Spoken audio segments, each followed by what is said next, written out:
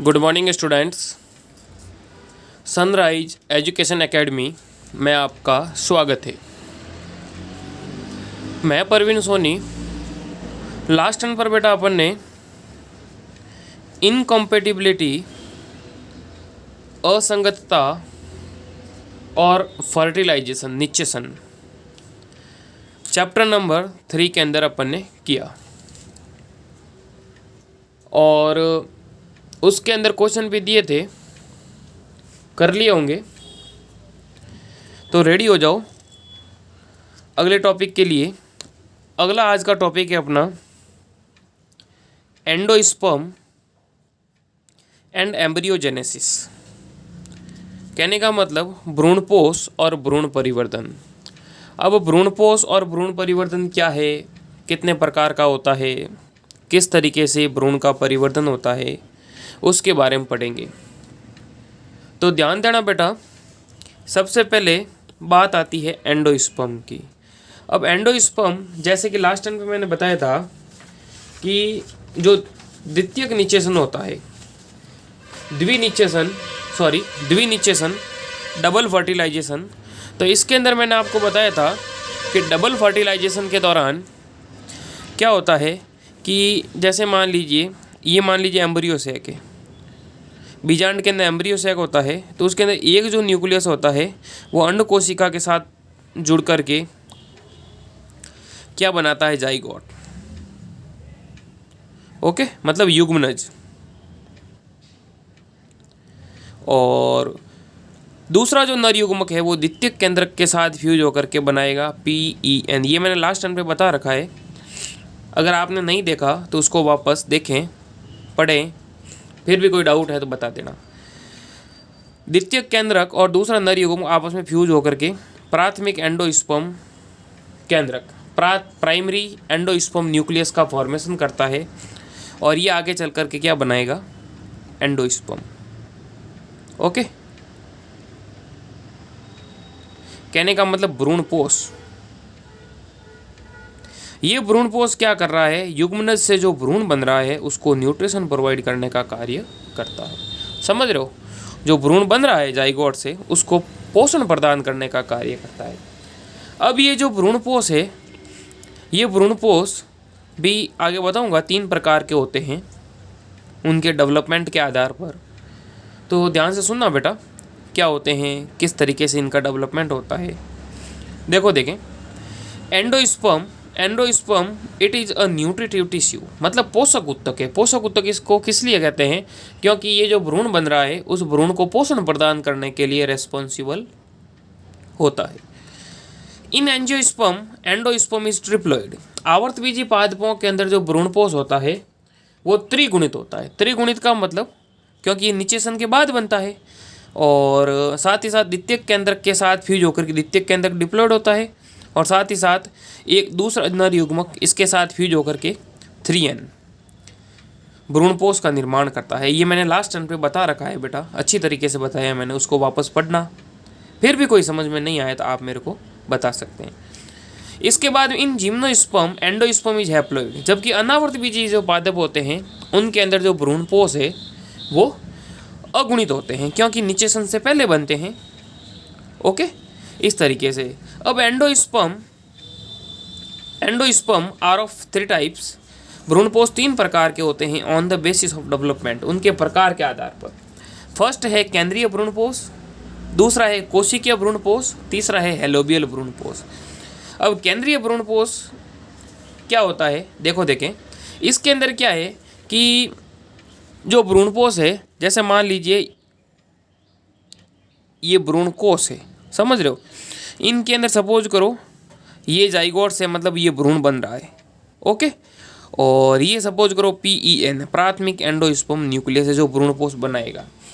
सबसे पहले इनके अंदर केंद्रक के अंदर क्या होता है, मुक्त केंद्रीय विभाजन होता है और वो भी समसूत्री, मतलब 1 से 2, 2 से 4, 4 से 8, खूब सारे मुक्त केंद्रीय विभाजन होते हैं। उससे क्या होते हैं कि इसके अंदर खूब सारे केंद्रक बन जाते हैं। समझ रहे हो, कोशिका द्रव्य विभाजन नहीं होता, केंद्रक विभाजन होता है। ये भ्रूण एम्ब्रियो। ओके, केंद्रक में खूब सारे विभाजन होते हैं समसूत्री, और जैसे 1 से 2, 2 से 4, 4 से 8 खूब सारे केंद्रक बन जाते हैं। अब इनके अंदर क्या होता है कि बीच में एक रिक्तिका के निर्माण से क्या होते हैं कि ये केंद्रक जो है वो परिधि की तरफ खिसक जाते हैं। बीच में रिक्तिका बन जाती है, ये वैक्यूल, और ये जो केंद्रक है ये परिधि की तरफ खिसक जाते हैं, और ये जैसे ये भ्रूण हो गया। अब क्या होगा, इनके अंदर कोशिका द्रव्य विभाजन होगा, साइटोप्लाज्म डिवीजन होगा। और साइटोप्लाज्म डिवीजन से क्या होता है कि यहाँ पर जैसे ये रिक्तिका है और ये खूब सारे जैसे केंद्रक है, इनके अंदर क्या होगा, वॉल फॉर्मेशन होगा, वो भी सेंट्रीपिटल, मतलब पेरीफेरी टू सेंटर, इस तरीके से। और इससे मतलब ये जो एंडोस्पर्म है ये कोशिकीय एंडोस्पर्म मतलब बन जाता है। कहने का मतलब पहले तो न्यूक्लियर एंडोस्पर्म है, लेकिन बाद में जब साइटोप्लाज्म डिवीजन होता है तो केंद्रक के चारों ओर भित्ति निर्माण होता है। इस वजह से कहने का मतलब ये जो है कोशिकीय भ्रूणपोष के अंदर बदल जाता है। 56% जो एंजियोस्पर्म प्लांट होते हैं उनके अंदर इस टाइप का एंडोस्पर्म देखने को मिलता है, और जनरली इसका जो नारियल का जो पानी होता है वो न्यूक्लियर भ्रूणपोष का उदाहरण है। देखो देखें इस तरीके से, देखो देखें in this type of endosperm mother nucleus divide by free nuclear division without wall formation, भित्ति निर्माण नहीं होता। मतलब many nuclei are produce by free nuclear division, the nuclei get arranged at the periphery and big vacuole is formed in between. After some time the wall is developed around each and nucleus and it becomes cellular. Last में कहने का मतलब कोशिका द्रव्य विभाजन होगा, जिससे इसके अंदर चारों ओर भित्ति निर्माण हो जाता है और फिर ये कोशिकीय के अंदर कन्वर्ट हो जाता है। 56% of families of angiospermic plants have nuclear type of endosperm. 56% जो है आवर्तबीजी कुल है उनके अंदर इस प्रकार का केंद्रकीय भ्रूणपोष देखने को मिलता है। Coconut water is example of nuclear endosperm. इस प्रकार के भ्रूणपोष परिवर्तन में प्राथमिक भ्रूणपोष केंद्रक स्वतंत्र केंद्रकीय विभाजन द्वारा कई केंद्रकों का निर्माण करता है। ये केंद्रक परिधि पर विन्यासित हो जाते हैं तथा मध्य में एक बड़ी रिक्तिका बन जाती है कुछ समय पश्चात।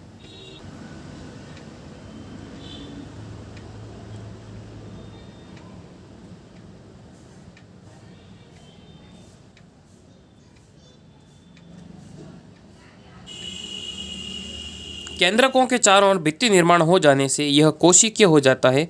आवर्तबीजी के लगभग 56% कुल में केंद्रकीय भ्रूणपोष पाया जाता है। नारियल का पानी भी केंद्रकीय भ्रूणपोष का उदाहरण है। इस तरीके से देखो बेटा, ये एम्ब्रियो सैक था, फ्री न्यूक्लियर डिवीजन हुआ, मल्टी न्यूक्लियर कंडीशन हुई, रिक्तिका बनी, और उससे मतलब ये जो है वॉल फॉर्मेशन होने से ये हो गया कोशिकीय केंद्र, मतलब पहले केंद्रकीय फिर कोशिकीय भ्रूणपोष बन जाता है। ये जो नारियल का पानी है ये इसका एग्जाम्पल है। इसके बाद में दूसरा है कोशिकीय या cellular endosperm. In this endosperm development after first division of primary endosperm nucleus and cell wall is formed after each division, so regularly it remains cellular. This type of endosperm formation is common in Datura verbascum. कहने का मतलब इनके अंदर क्या होता है कि केंद्रक विभाजन के बाद कोशिका द्रव्य विभाजन, केंद्रक विभाजन के बाद कोशिका द्रव्य। कहने का मतलब पहले केंद्रक विभाजन होगा, फिर कोशिका द्रव्य, फिर वापस केंद्रक विभाजन होगा, फिर कोशिका। कहने का मतलब ये इस प्रकार अल्टरनेट क्रम के अंदर चलता रहता है, केंद्रक विभाजन, कोशिका द्रव्य विभाजन, केंद्रक विभाजन, कोशिका द्रव्य विभाजन। अभी बताऊंगा इसका डायग्राम। इस प्रकार के भ्रूणपोष परिवर्तन में प्राथमिक भ्रूणपोष केंद्रक में प्रथम और उसके बाद होने वाले सभी विभाजन के साथ साथ कोशिका भित्ति निर्माण होता है। अतः यह प्रारंभ से अंत तक कोशिकीय ही रहता है, लेकिन ये लास्ट में कोशिकीय बनता है क्योंकि इसके अंदर केंद्रक के साथ साथ कोशिका द्रव्य विभाजन साथ साथ होता रहता है। इनके अंदर बाद में जो है पहले मुक्त केंद्र की विभाजन नहीं होता है, बाद में कोशिका द्रव्य विभाजन होता है। ओके, देखो देखें जैसे ये भ्रूणपोष था, केंद्र की विभाजन हुआ, 1 से 2 केंद्रक बने, फिर कोशिका द्रव्य विभाजन से दोनों के बीच में भित्ति निर्माण हुआ, फिर वापस केंद्रक विभाजन 2 से 4 बने और हर एक के अंदर वापस कोशिका द्रव्य विभाजन हुआ।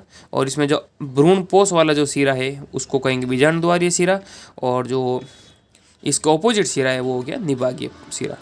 इसके साथ ही अब जैसे ये 4 केंद्र के 4 से 8 बनेंगे, हर एक के चारों क्या होगा, भित्ति निर्माण होगा। इस वजह से इसको कहेंगे कंप्लीटली सेलुलर एंडोस्पर्म। इस तरीके से बेटा ये था कोशिकीय भ्रूणपोष। ओके, दतुरा है, वर्बेस्कम है, इन पादपों के अंदर देखने को मिलता है।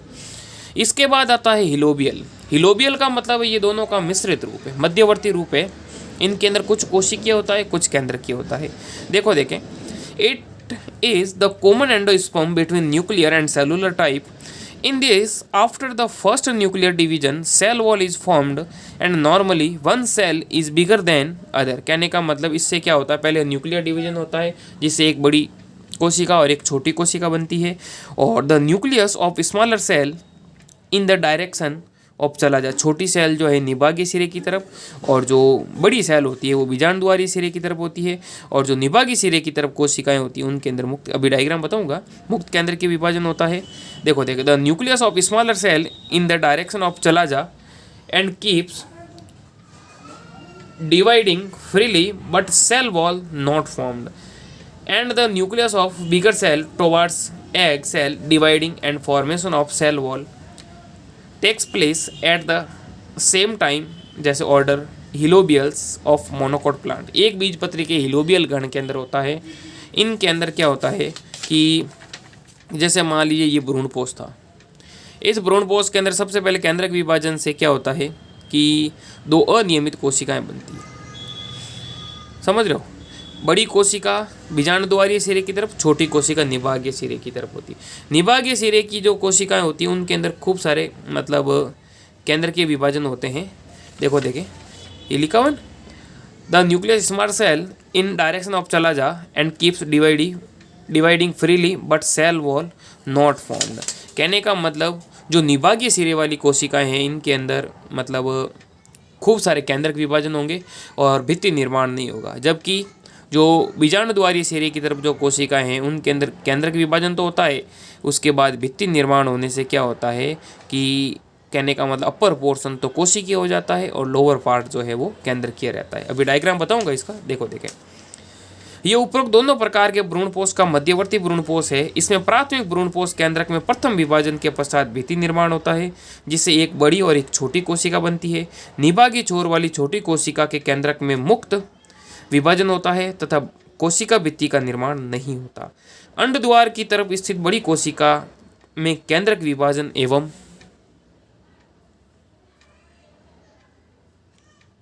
देखो देखें भित्ति निर्माण साथ साथ होते हैं।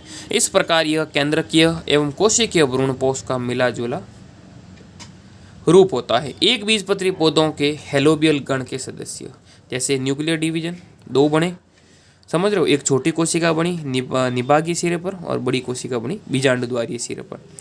निभागीय छोर वाली कोशिकाओं के अंदर खूब सारे केंद्रक बनेंगे विभाजन के फलस्वरूप, और इसके अंदर भी खूब सारे केंद्रक बनते हैं। अब यहाँ क्या होता है कि जो बीजाणुद्वारीय जो सिरे है वहाँ पर कहने का मतलब भित्ति निर्माण भी होता है जिससे ये कोशिकीय हो जाता है और ये केंद्रकीय। कहने का मतलब दोनों का एक मिश्रित रूप जिसे कहते हैं वो है, क्योंकि इसके अंदर लिखा हुआ है कि जो निभागीय सिरे है उनकी कोशिकाओं के अंदर मुक्त केंद्र के विभाजन होगा लेकिन भित्ति निर्माण नहीं होता है, जबकि जो बीजाणुद्वारीय सिरे की तरफ जो केंद्रक है उनके अंदर खूब सारे केंद्रक विभाजन केंद्रक बनते हैं, और केंद्रक के साथ साथ भित्ति निर्माण होने से क्या होता है कि ये जो है मतलब जो माइक्रोपाइलर जो चैम्बर है वो हो जाता है कोशिकीय। इस वजह से इसको कहेंगे लोबियल। कहने का मतलब दोनों का एक मिश्रित रूप है, मिश्रित रूप पाया जाता है। इस प्रकार बेटा ये तीन प्रकार के थे भ्रूणपोष, केंद्रकीय भ्रूणपोष, कोशिकीय भ्रूणपोष और इलोबियल भ्रूणपोष। अब इनके फंक्शन क्या कार्य है। The cell of endosperm store carbohydrate, fat, protein as per plant species. It provide nutrition to embryo in initial stage. क्या मतलब हुआ, भ्रूण की कोशिकाओं में पादप जाति के अनुसार कार्बोहाइड्रेट, वसा, प्रोटीन उपस्थित होते हैं। यह भ्रूण परिवर्तन की प्रारंभिक अवस्था में उसे पोषण उपलब्ध करवाता है। मतलब भ्रूण को पोषण प्रदान करने के लिए जो संरचनाएं देखने को मिलती है वो है endosperm. Okay, in some plants in endosperm contain शक्कर with suck the food from the endosperm and nearby cell. कुछ पौधों में कोशिकीय भ्रूणपोष में सूचकांक पाए जाते हैं जो भ्रूणपोष और उसके बाहर उपस्थित कोशिकाओं से भोजन का सूचन करते हैं। मतलब सूचकांक पाए जाते हैं जो भ्रूण से या उसके बाहर उपस्थित कोशिकाओं से भोजन का अवशोषण करते हैं और साथ ही साथ भ्रूण को प्रोवाइड करते हैं।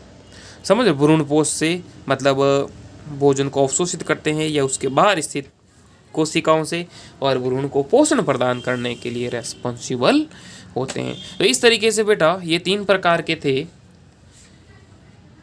Nuclear, cellular and हिलोबियल।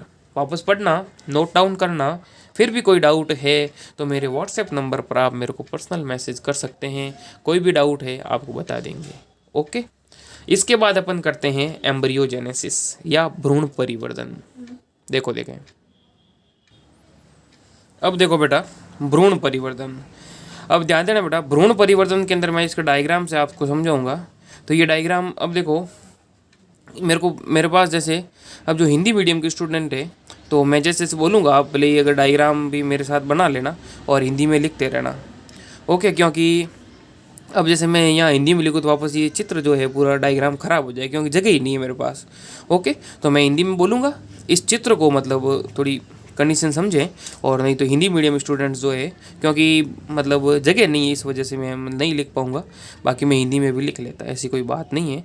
तो वैसे जैसे मैं शब्द जो इंग्लिश में लिखे हुए मैं हिंदी में बोलूँगा, आप नोट डाउन करते रहना मेरे साथ। ओके बेटा, और अगर ऐसा पॉसिबल हुआ तो मैं आपको अगर PDF के अंदर हिंदी का मतलब हिंदी में लिख करके मतलब भेज दूँगा। ओके, और नहीं तो फिर मेरे साथ आप नोट डाउन करते रहें। अब जैसे सबसे पहले मैंने एम्ब्रियोजेनेसिस के अंदर मतलब भ्रूण का परिवर्तन। अब भ्रूण किससे बनता है? जाइगोट से बनता है। तो ये समझ लो अपने पास जो जाइगोट बना, एक अंड कोशिका और एक नर युग्मक जब आपस में फ्यूज होते हैं तो उससे क्या बनता है? जाइगोट, या जिसको हिंदी में कहेंगे युग्मनज। ठीक है, युग्मनज क्या एक सिंगल कोशिका होती है, सिंगल सेल है, और ये कुछ समय रेस्ट करने के बाद अपने चारों ओर एक कवच बना लेती है। इस वजह से इसको कहेंगे ऊस्पोर या निषिक्तांड। ध्यान से सुनना, इसका युग्मनज एकल कोशिका और इसको कहेंगे निषिक्तांड। ठीक है, कुछ समय विश्राम करने के बाद ये बन जाता है निषिक्तांड। अब इसके अंदर क्या होता है? ट्रांसफर डिवीजन, कहने का मतलब अनुप्रस्थ विभाजन। वो भी कैसा होता है? समसूत्री। इससे क्या होता है? 1 से 2 कोशिका बनती है, और 1 से 2 कोशिका बनने पर ऊपर वाली जो कोशिका है वो मतलब निभागीय छोर की तरफ, देखो टोवार्ड्स चला जा मतलब निभाग की तरफ, और आधार वाली होती है टोवार्ड्स माइक्रोपाइल मतलब बीजांड द्वार की तरफ। ये बीजांड द्वार की तरफ कोशिका है, ये सस्पेंसर बनाएगी जिसको हिंदी में कहेंगे निलंबक मतलब आधार। और जो अपर जो सेल है जिसको कहेंगे जो टोवार्ड्स चला जा मतलब निभाग की तरफ होती है, वो बनाएगी भ्रूण। ओके, अपर कोशिका जो है इसको कहेंगे टर्मिनल सेल, या जिसको कहेंगे शीर्ष कोशिका या एपिकल सेल या एम्ब्रियोनल सेल। इसको शीर्ष कोशिका या भ्रूणीय कोशिका कहते हैं। और जो लोअर कोशिका होती है उसको कहेंगे आधारीय कोशिका या निलंबक कोशिका। ये निलंबक बनाएगी और ये जो एम्ब्रियोनल सेल है ये भ्रूण बनाएगी। ओके बेटा, अब इनके अंदर क्या होता है कि ये जो एपिकल सेल होती है, इन एपिकल सेल के अंदर यहाँ पर होता है इनके अंदर वर्टिकल डिवीजन, मतलब इस प्रकार खड़ा, समझ, ऊर्ध्वाधर मतलब इस तरीके से खड़ा डिवीजन होता है, जिससे एक से क्या होता है कि 2 कोशिकाएं बनती है। और इनके अंदर होता है ट्रांसवर्स डिवीजन। कैसा होता है? ध्यान देना, ट्रांसवर्स डिवीजन। अनुप्रस्थ विभाजन होता है जिससे यहाँ पर 1 से 2 कोशिका बनेगी, और इसके अंदर खड़ा विभाजन होगा जिससे 1 से 2। समझ रहे हो? तो 1 से 2 इसको एम्ब्रियोनल सेल कहा था। पहले यहाँ 1 थी, यहाँ पर 1 से क्या 2 सेल बनी, और यहाँ पर 1 सेल थी और 1 से 2। शांति से सुनना बेटा, आराम से समझ रहे हो? इसके अंदर तो वर्टिकल डिवीजन हुआ, मतलब जिसको कहेंगे अपन अनुलंब या अनुदैर्ध्य विभाजन हिंदी में, और इसको कहेंगे अनुप्रस्थ विभाजन। इसे 1 से 2 बनी, 2 से 4। तो अब ये जो मतलब उल्टा टी की आकृति का बन रहा है ना, तो इसको कहेंगे T shaped. Okay, T shape structure. 2 बनी भ्रूणीय कोशिका और 2 बनी निलंबक कोशिका। अब इनके अंदर क्या होता है? वापस ट्रांसफर विभाजन होता है। इसके अंदर जैसे ये कोशिकाएं इनके अंदर इस तरीके से 2 से 4 बनेगी, और ये जो आधारीय कोशिकाएं जो होती है सस्पेंसर या आधारीय कोशिकाएं, इनके अंदर कम से कम 8 से 10 बार अनुप्रस्थ विभाजन होता है, जिससे क्या होता है 6 से 10 सेल का एक लंबा जो है निलंबक बन जाता है। ये तो 2 से 4 बनी ये वाली, और जो आधारीय कोशिकाएं 2 है इनके लगभग जिसे कहेंगे अपन 8 से 10 तक, कहने का मतलब 1 से 2, 2 से 4, 4 से 8, 8 से 16, इस तरीके से लगभग 8 से 10 बार, कहने का मतलब अनुप्रस्थ विभाजन से क्या होता है कि एक लंबा जो है वो मतलब सस्पेंसर बनता है। और इस सस्पेंसर की जो अपर कोशिका होती है उसको कहेंगे हाइपोफाइसिस, या इसको हिंदी में कहते हैं अधिस्फीतिका। ओके, और आधारीय कोशिका जो है हुस्टोरियल या इसको कहेंगे सूचकांक। ठीक है, ये सूचकांक क्या है कि जो सहायक कोशिकाएं हैं या जो अन्य कोशिकाओं के अंदर धंस करके भ्रूण को पोषण प्रदान करने के लिए रेस्पॉन्सिबल होगी, और ये हाइपोफाइसिस या अधस्फीतिका जिसको कहेंगे ये आगे चल करके क्या बनाएगी मैं बताऊंगा। जो जड़ वाला पोर्शन बनाती है ना, जड़ के ऊपर जो कैप होती है रूट कैप बनाएगी आगे चल कर। ओके, तो यहाँ तक पता पड़ गया। 2 से बनी 4 सेल और इसके अंदर जब 8 से 10 बार अनुप्रस्थ विभाजन हुआ तो एक लंबा निलंबक बन गया। ये बीजांडद्वारीय सिरा है और ये निभागीय सिरा है। अब इनके अंदर क्या होता है, ये जो 4 कोशिकाएं हैं इनके अंदर और विभाजन होते हैं। 4 से क्या बनेगी, 8 कोशिकाएं बनेगी। समझ रहे, 1 2 3 4 5 6 7 8 और 8 सेल एम्ब्रियो या ऑक्टेंट स्टेज इसको कहेंगे। और ये जो है सस्पेंसर है, इसकी जो हाइपोफाइसिस या अधस्फीतिका ये आगे चल करके क्या बनाएगी, रूट कैप या जिसको मूल गोप कहते हैं हिंदी में, जड़ के ऊपर जो कैप लाइक पोर्शन होता है उसको। और ये हुस्टोरियल सेल मतलब जो कहने का मतलब जो बीजांडकाय वाला पोर्शन है या फिर जो भ्रूण बनेगा उनके जो सहायक कोशिकाएं हैं उनके अंदर धंस जाती है और वहाँ से जो पोषक पदार्थ प्राप्त करने का कार्य करती है। ओके, और ये ऊपर वाली जो 4 कोशिकाएं हैं इनको कहेंगे एपीबेसल सेल या बीज पत्रोपरिक कोशिकाएं, जो आगे चल करके क्या बनाएगी, प्ल्यूम्यूल या इसको हिंदी में कहेंगे प्रांकुर। समझ रहे हो, ये बीज अंकुरित तो होता है ना, तो उसका जो अपर पोर्शन होता है जो तने वाला भाग बनाता है उसको कहेंगे प्रांकुर, और आधार वाली कोशिकाएं उनको कहेंगे हाइपोबेसल या बीज पत्राधार कोशिकाएं, जो आगे चल करके बनाएगी मूलांकुर, और साथ ही साथ जिसको कहेंगे हाइपोकोटाइल। ओके, जो 4 कोशिका ये तो बनाएगी प्रांकुर और आधार वाली कोशिकाएं ये बनाएगी बीज पत्राधार या मूलांकुर का निर्माण करती है। तो कहने का मतलब ये जो कोशिकाएं हैं आगे चल करके भ्रूण बनाती है, और ये जो है सस्पेंसर या आधारीय कोशिकाएं बनाने का कार्य करती है, जो सूचकांक बनाती है, और कहने का मतलब भ्रूण को पोषण प्रदान करने के लिए पोषक पदार्थ को अवशोषित करने का कार्य भी करती है। इसके बाद ये 8 सेल जो बनने के बाद अब इनके अंदर और परिणत विभाजन होता है। 8 से 16 कोशिकाएं बनती है, और देखो और जिससे ये भ्रूण जो गोलाकार हो जाता है ग्लोबुलर एम्ब्रियो या गोलाकार भ्रूण कहेंगे, और 16 सेल स्टेज। अब इनके अंदर और माइटोटिक डिवीजन होते रहते हैं बेटा, क्योंकि 1 से 2, 2 से 4, 4 से 8, 8 से 16 खूब सारे विभाजन से हजारों कोशिकाएं बनती है। और ये कोशिकाएं फिर धीरे धीरे क्या करती है कि अब देखो बेटा, इसकी जो हार्ट शेप स्थिति होगी ना इस तरीके से, है ना, ये जो भ्रूण है ये हार्ट की तरह हो जाता है, ये है ना इस तरीके से। तो हार्ट शेप एम्ब्रियो कहेंगे इसको। हर एक कोशिका इसकी विभजोत की है, ऑल सेल मेरिस्टेमेटिक। और इनके अंदर ये जो बाहर वाली कोशिकाएं ये तो बनाई कोटिलिडन का मतलब हो गया बीज पत्र। उसके बाद ये प्ल्यूमल का मतलब ये प्रांकुर बनाएगी अपर पोर्शन। इसके बाद में इसकी भ्रूण की जो तीनों लेयर बनेगी, डर्मेटोजन मतलब त्वचाजन, और पेरिब्लेम और त्वचाजन, फिर वल्कुटजन, और प्लीरोम का मतलब हो गया रंभजन, जो मतलब सवन ऊतक वगैरह बनाएगी, ये वल्कुट बनाएगी, ये बाहर त्वचाजन त्वचा का निर्माण करती है, और ये सस्पेंसर है, और ये है मतलब सूचकांक। ओके, इसके बाद में ये एक कंप्लीट भ्रूण का जो एग्जाम्पल है, कहने का मतलब ये जैसे बीजांड द्वार वाला पोर्शन हो गया, ये हो गए अध्यावरण हो गए, ये हो गए बीज पत्र, ये प्ल्यूम्यूल जहाँ से मतलब प्रांकुर बनेगा, ये हो गए हाइपोकोटाइल जो मतलब आधार वाले भाग बनाएंगे, रेडिकल वगैरह, मूलांकुर वगैरह, और ये मैच्योर एम्ब्रियो का डायग्राम है। और जो हाइपोफाइसिस कोशिका है वो बनाएगी रूट कैप मतलब जड़ के आधार वाला जो टैप नुमा से मतलब कैप लाइक स्ट्रक्चर है उसका फॉर्मेशन करती है। तो इस तरीके से बेटा इसको वापस पढ़ना आप, और ये कहने का मतलब जैसे भ्रूण का परिवर्तन किस तरीके से होता है वो मैंने बताया। वापस सुन लो, जैसे युग्मनज था, युग्मनज से निश्चिक्तांड बना, कुछ समय रेस्ट करने के बाद चारों ओर भित्ति निर्माण करता है, उसको कहते हैं निश्चिक्तांड।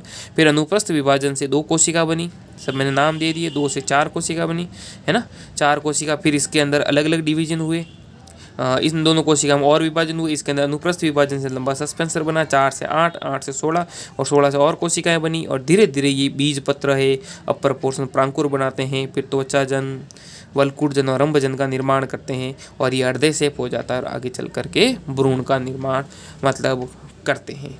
ओके, कहने का मतलब जो सीड बनते हैं, सीड क्या है, सीड के अंदर एक छोटा भ्रूण होता है जो आगामी पादप को विकसित करने के लिए रेस्पॉन्सिबल होते हैं।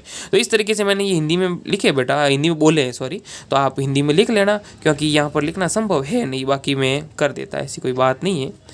ओके बेटा, तो तो ये आप नोट डाउन कर लेना। फिर भी अगर कोई डाउट है, समस्या है, तो मैंने मेरे व्हाट्सएप नंबर दे रखे हैं, व्हाट्सएप नंबर पर आप मेरे को पर्सनली मैसेज कर सकते हैं, बता दूंगा मैं आपको, वापस समझा दूंगा। ओके, अब देखो इसी को कंटिन्यू करते हैं। ये था अपना एम्ब्रियोजेनेसिस या डेवलपमेंट ऑफ एम्ब्रियो। ओके बेटा, इसको वापस पढ़ना, नोट डाउन करना, डायग्राम बनाना, ये एग्जाम में सवाल पूछेंगे इसके अंदर से। ओके, देखो देखें,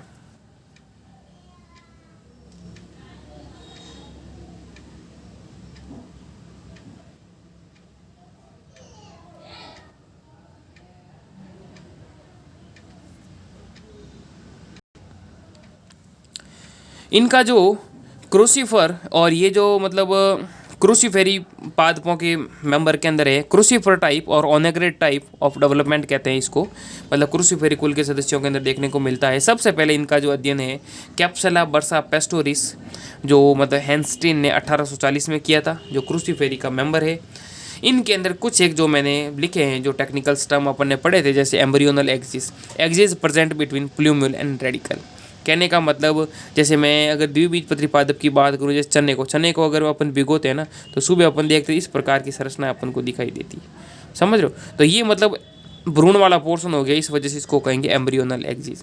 ठीक है, जिनके अंदर अपर पोर्शन है इसको तो कहेंगे प्लूम्यूल, और आधार वाला भाग उसको कहेंगे रेडिकल। मतलब ये प्रांकुर बनाएगा और ये मूलांकुर।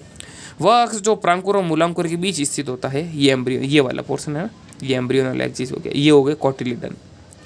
अब इनके अंदर जो इपिकोटाइल या बीजपत्रोपरिक, ये क्या होते हैं, portion of embryonal axis above the level of cotyledon. Cotyledon ये बीजपत्र, इनका जो अपर पोर्शन होता है, ऊपर वाला भाग होता है, उसको कहेंगे बीजपत्रोपरिक। इट टर्मिनेट्स इन प्लूम्यूल और stem tip.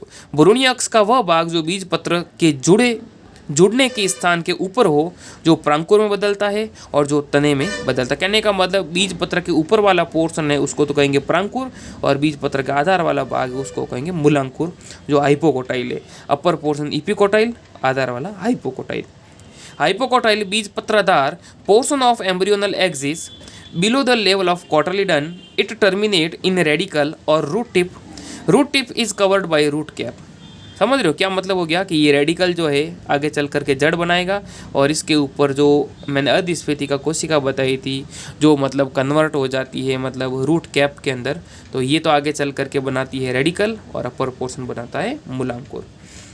Okay, sorry, upper portion तो बनाता है प्रांकुर और आधार वाला पोर्शन रेडिकल या मूलांकुर बनाते हैं। सॉरी, ये अपर पोर्शन प्रांकुर, आधार वाला पोर्शन है जो बनाएगा मूलांकुर, जिसे रूट टिप कहते हैं। रूट टिप को कवर किए रूट कैप होती है। कोटिलिडन्स बीज पत्र, दीज आर एम्ब्रियोनिक लीव्स, और ये कहने का मतलब भ्रूणीय पत्तियां होती है। और radicle gives rise to root, और plumule gives rise to shoot. मूलांकुर से तो मूल बनती है, और प्लूम्यूल से या प्रांकुर से बनेगा सूट। तो इस तरीके से बेटा ये जो था मतलब डेवलपमेंट ऑफ एम्ब्रियो था। देखो देखें, तो ये डेवलपमेंट ऑफ एम्ब्रियो, भ्रूण का विकास किस तरीके से होता है, वापस पढ़ना, नोट डाउन करना। ओके, जैसे देखो दिनों दिन बेटा, जैसे आज जैसे पार्ट 16 हो गया है, तो ये पढ़ते रहना बेटा, और नहीं तो क्या दिनों दिन बाहर फिर बढ़ेगा आपके ही।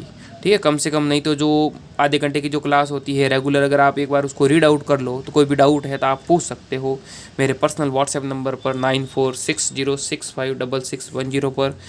ओके, और साथ साथ नोट डाउन करते रहें, पढ़ते रहें, और अगर पिछले वीडियो नहीं देखें तो वो भी देखें, रिपीट करते रहें। और अगर कोई समस्या है तो मेरे व्हाट्सएप के ऊपर आप बता सकते हैं। ओके बेटा, ये था अपना आज का लेक्चर, और एक दो क्वेश्चन आंसर दे देता हूँ। ये क्वेश्चन नोट डाउन कर लो। What is double fertilisation? द्विनिश्चेषण क्या है, किसे कहते हैं? What is importance of triple fusion? त्रिक संलयन का क्या महत्व है? ये दो क्वेश्चन नोट डाउन करो, ये करने हैं आपको, और साथ ही साथ नोट्स बनाते रहें और पढ़ते रहें। और इसके बाद इसका जो एक दो लास्ट टॉपिक रह रहे हैं वो नेक्स्ट टर्न पे कंप्लीट करवा देंगे। ओके बेटा, कोई भी डाउट है तो बता देना मेरे को व्हाट्सएप पर पर्सनल मैसेज करके, और पढ़ते रहें, नोट डाउन भी करते रहें। ओके, समस्या वगैरह है और पिछले वीडियो भी देखते रहें, रिवीजन करते रहें। ओके। Thank you.